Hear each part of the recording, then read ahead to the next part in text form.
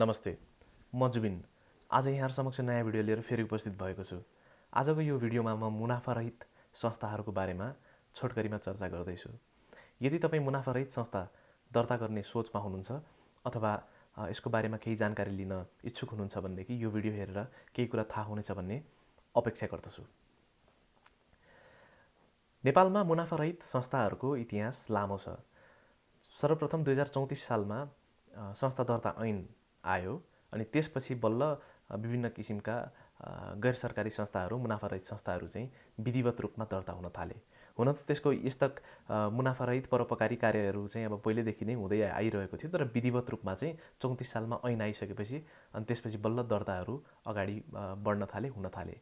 नेपालमा केही रोचक तथ्यहरूको कुराकानी गर्नुपर्दाखेरि सबैभन्दा सुरुमा समाज कल्याण परिषदको रेकर्डमा 1 नम्बर दर्ता लिएर चाहिँ नेपाल रेड क्रस सोसाइटी चाहिँ दर्ता भएको छ। यो संस्था दर्ता ऐन 2034 सालमा आउने बित्तिकै यो नेपाल रेड क्रस सोसाइटी पनि त्यति बेला संस्था यो गैर सरकारी संस्था भनेर दर्ता भएर समाज कल्याण परिषदमा पनि आबद्ध भएको थियो।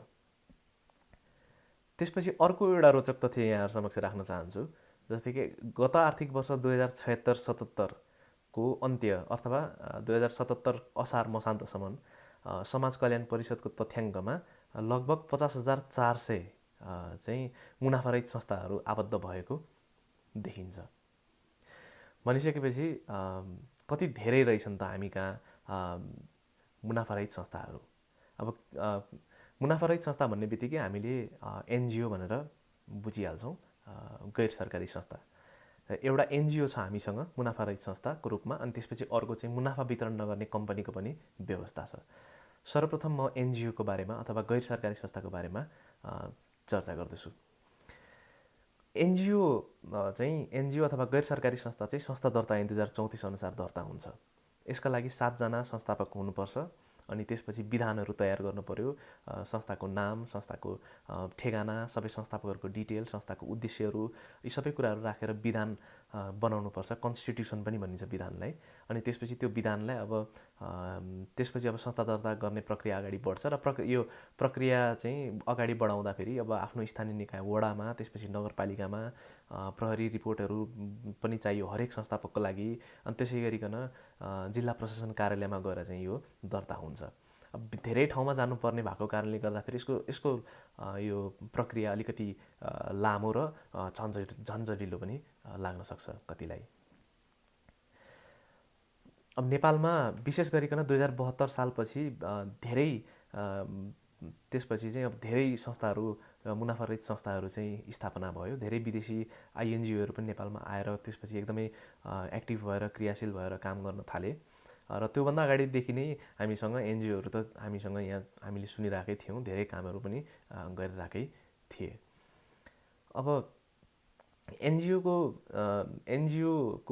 एउटा विशेषता भनेको चाहिँ के हो भने यो मुनाफारहित संस्था हो। भनेपछि यसले कुनै पनि प्रॉफिट मेकिङ उसमा चाहिँ हात हाल्न पाउँदैन। मुनाफासँग रिलेटेड केही पनि काम यसले गर्न पाएन। भनिसकेपछि यसलाई चलाउनको लागि एउटा फन्ड चाहिन्छ र त्यो फन्डलाई अब यसको उद्देश्य अनुसार कुन चाहिँ प्रोजेक्टमा चाहिँ अब युटिलाइज गर्ने हो त्यो प्रोजेक्ट एउटा डिटरमाइन गरेर अनि युटिलाइजहरू गर्नु पर्यो। त्यसै गरिकन अब बाहिरबाट फन्डहरू लिएर आउनुपर्ने छ भनेदेखि अब समाज कल्याण परिषदबाट अप्रुभलहरू लिनुपर्छ, इजाजतहरू लिनुपर्छ। अनि त्यसपछि अब त्यो सबै हिसाब किताबहरू, लेखाहरू जे जस्तो हुन्छ त्यो सबै कुराहरू चाहिँ यकिन राखेर त्यो नियामक निकायहरूमा समाज कल्याण परिषद लगायत जिल्ला प्रशासन कार्यालयमा बुझाउनेदेखि लिएर सबै कुराहरू गर्नुपर्छ र समय समयमा यसलाई अद्यावधिक पनि गर्नु पर्यो। हरेक वर्ष यसलाई अद्यावधिक गरेर लानुपर्छ। त्यसै गरिकन हामीसँग अर्को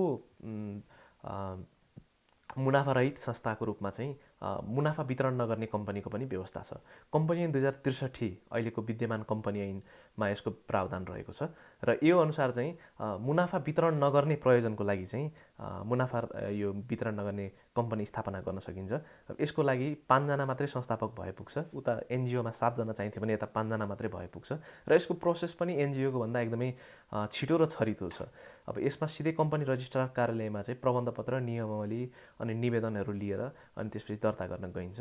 बेसिकल्ली यसको ढाँचा, यो प्रबन्धपत्र नियमावलीको ढाँचा भनेको चाहिँ अरू कम्पनीहरूको जस्तै हुन्छ, तर केही फरक हुन्छ, यसको नियमहरू केही फरक हुने कारणले यसको अब नेचर नै भिन्न भयो। अब उनीहरू प्रफिट मेकिङ इन्टाइटिजहरू भयो भनेदेखि यो नन प्रफिट डिस्ट्रिब्युटिङ इन्टाइटी भयो। अब तर यसको एउटा अलिकति नियमहरू फरक हुन्छ, तर यसको दर्ता गर्ने प्रोसेसहरू सबै त्यही नै हुन्छ। यो भिडियो बनाउने बेलासम्ममा अब नेपालमा धेरै मुनाफा वितरण नगर्ने कम्पनीहरू कम्पनी रजिस्टर कार्यालयमा दर्ता भएर हाम्रो समाजमा काम गरिरहेका पनि हामी देख्न पाउँछौँ। अब मुनाफा वितरण नगर्ने कम्पनीको एउटा नामैले पनि एउटा कुरा झल्काउँछ, मुनाफा वितरण नगर्ने कम्पनी भनेर भनिसकेपछि एनजिओको जस्तो यसमा अलिकति कम लिमिट रेस्ट्रिक्सन्स छ। जस्तै कि एनजिओले चाहिँ मुनाफासँग कुनै पनि मुनाफा आर्जन पनि गर्न पाएन, उसले इन्कम जेनेरेसनको कामहरू त्यस्तो केही पनि गर्न पाएन भनिसकेपछि यसले यता मुनाफा वितरण नगर्ने कम्पनीले चाहिँ मुनाफा आर्जन अथवा इन्कम आर्जन चाहिँ यसले गर्न पायो, आय आर्जनहरू यसले गर्न पायो। तर त्यो जे मुनाफा हुन्छ, जे आय हुन्छ, त्यो आयलाई चाहिँ अब यसको संस्थापकहरू अथवा यसको सदस्यहरूको बिचमा बाँडेर लिन चाहिँ पाएन। लाभांश जस्तो प्राइभेट लिमिटेड कम्पनीमा वितरण गरिन्छ, त्यो चाहिँ यसमा त्यो लाभांश लिन चाहिँ पाइँदैन। तर जे जति आयहरू छ अथवा यसको मुनाफाहरू जे जति छ, त्यो मुनाफाहरूलाई चाहिँ फेरि त्यही यो संस्थाको उद्देश्य पूर्ति गर्नको लागि चाहिँ युटिलाइज गर्न भने पाइन्छ। भनिसकेपछि यसको एउटा राम्रो पक्ष के छ भनेर भन्दा एउटा सस्टेनेबल आउटकम जसले खोजिरहेको छ, अब त्यस्तो मान्छेहरूले चाहिँ अब त्यस्तो व्यक्तिहरूले चाहिँ मुनाफा वितरण नगर्ने कम्पनी स्थापना गरेर अनि त्यसपछि काम गर्दाखेरि चाहिँ एउटा सस्टेनेबल आउटकमको त्यो जुन लक्ष्य छ त्यो भेट्न सकिन्छ जस्तो लाग्छ मलाई। अब कम्पनी रजिस्ट्रार कार्यालयमा यसको दर्ता हुने भयो, त्यसै गरिकन आन्तरिक राजस्व कार्यालयहरूमा गएर प्यानमा दर्ता पनि गर्नुपर्छ र त्यसै गरिकन बाहिरबाट अब फन्डहरू लिएर आएर प्रोजेक्टहरू चलाउनु पर्नेछ। त्यस्तो छ भनेदेखि समाज कल्याण परिषदमा आबद्ध भएर एनजिओको जस्तै सबै प्रोसेसहरू त्यस्तै हुन्छ, त्यो लिएर बाहिरबाट पैसा लिएर आएर पनि यहाँ काम गर्न पायो। अब यसको गभर्नेन्स चाहिँ अब सबै कम्पनी एक्टले रेगुलेट गर्छ, मूलतः कम्पनी रजिस्ट्रार कार्यालयले नै सबै गभर्न गर्ने कुराहरू हुन्छन् र यसका केही नियम कानुनहरू चाहिँ अब कम्पनी ऐनमा पनि व्यवस्थाहरू भएको छ, त्यो कुराहरू चाहिँ यसमा पालना गर्नुपर्छ। तर यति भनिरहँदाखेरि पनि संस्थाको जस्तो गैर सरकारी संस्था एनजिओ छ, अब त्यसको चाहिँ धेरै निकायमा धाइरहनु पर्ने, स्थानीय तहदेखि लिएर नगरपालिका, फेरि जिल्ला प्रशासन कार्यालयदेखि लिएर विभिन्न चरणहरू हुन्छन्। तर यसको चाहिँ सिधै कम्पनी रजिस्ट्रार कार्यालयबाट त्यो सबै गभर्नेन्सको कुराहरू, रेगुलेसन्सको कुराहरू त्यहीँबाट भएको हुनाले गर्दाखेरि यो अलिकति छिटो र अलिकति छरितो पनि छ र यसको पोस्ट रजिस्ट्रेसन कम्प्लायन्सहरू पनि अलिकति इजी जस्तो छ। तर इजी भन्नाले अब लाइटली चाहिँ लिन हुँदैन, तर नियम कानुन जे छ त्यो कुरा पालना गर्दै गइयो भनेदेखि डेफिनेटली एउटा डिफ्रेन्स चाहिँ त्यहाँनिर देख्न पाइन्छ। सबैभन्दा ठुलो डिफ्रेन्स चाहिँ मलाई लाग्छ नेचरमै हो। अब एनजिओले चाहिँ मुनाफासँग रिलेटेड त्यो कुनै पनि क्षेत्रमा हात हाल्नै पाएन भनेपछि यता मुनाफा वितरण नगर्ने कम्पनीले मुनाफा आर्जन गर्न पायो, आय आर्जन गर्न पायो, तर त्यो आयको आर्जन अथवा लाभलाई चाहिँ लाभांशको रूपमा संस्थापकहरू अथवा सदस्यहरू बिचमा चाहिँ वितरण गरेर लिन पाएन। आफ्नै उद्देश्य पूर्ति गर्नको लागि फेरि त्यो प्रफिटहरू अथवा जे हुन्छ त्यसलाई युटिलाइज गर्न भने पायो। व्यक्तिगत रूपमा भन्नुपर्दाखेरि म पनि धेरै अब जस्तै कि एनजिओको सट्टा मुनाफा वितरण नगर्ने कम्पनीमा चाहिँ म धेरै एडभान्टेजेसहरू देख्छु।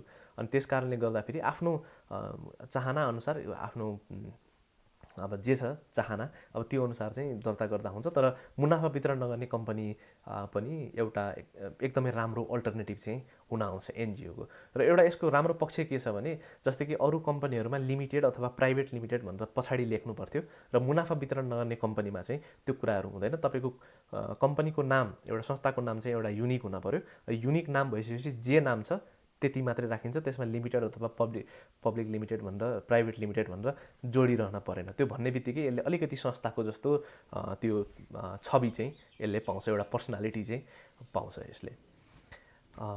यो गैर सरकारी संस्था अथवा मुनाफा वितरण नगर्ने कम्पनी अथवा मुनाफा रहित संस्थाहरूको बारेमा तपाईँहरूलाई अरू अझै थप कुरा केही जानकारी लिनु छ अथवा केही कुरा सोध्न मन लागेको छ भनेदेखि चाहिँ निर्धक्क भएर यो भिडियोको कमेन्टमा पोस्ट गर्न सक्नुहुन्छ अथवा मलाई व्यक्तिगत रूपमा सम्पर्क गर्न पनि सक्नुहुन्छ। मेरो सम्पर्कको डिटेल्सहरू चाहिँ मैले यो भिडियोको डिस्क्रिप्सनमा राख्नेछु। आजको लागि यति नै।